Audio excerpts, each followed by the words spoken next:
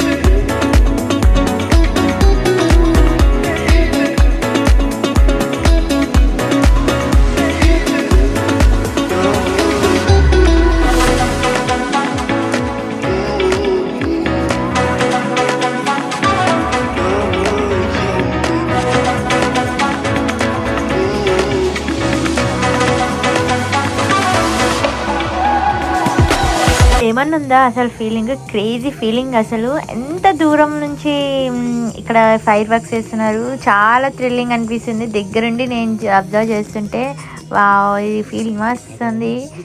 ఇది ఒక డ్రీమ్ అసలు నాకు, పెద్ద ఫైర్ వర్క్స్ ఒక దగ్గరే చూడడము. సో ఫైనల్గా ఆ డ్రీమ్ కమ్ ట్రూ అయింది.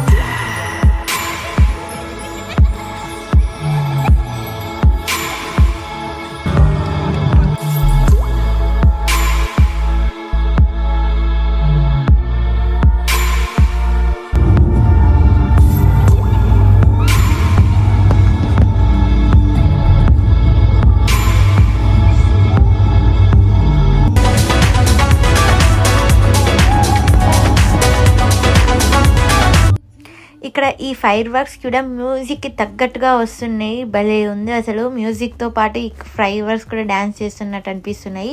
ఈ చుట్టుపక్కలనే బిల్డింగ్స్ అండ్ రెస్టారెంట్స్ చాలా ఎక్కువగా ఉంటాయి.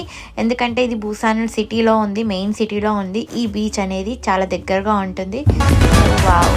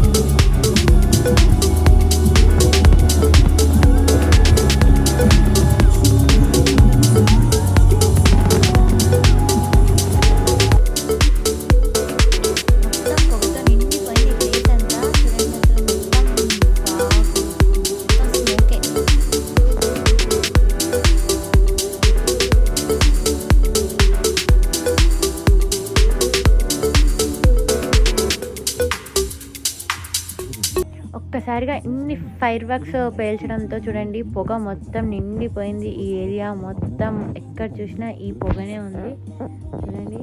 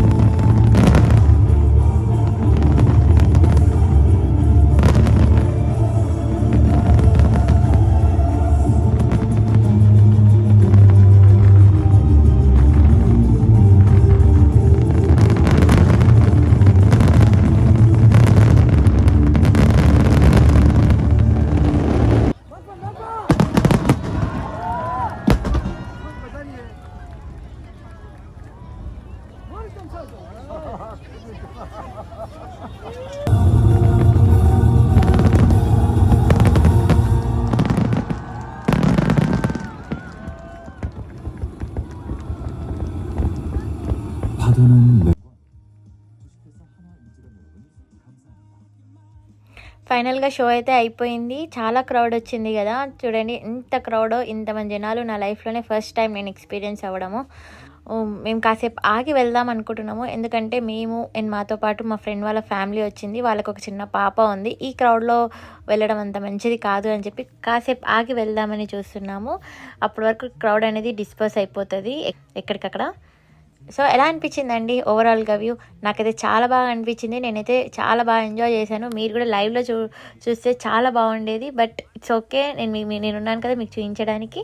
ఇంకా మేము వెళ్తున్నాము, ముందర బీచ్ ఉంది, సో ఆ బీచ్తో కూడా ఎంజాయ్ చేద్దామని చెప్పి వెళ్తున్నాము.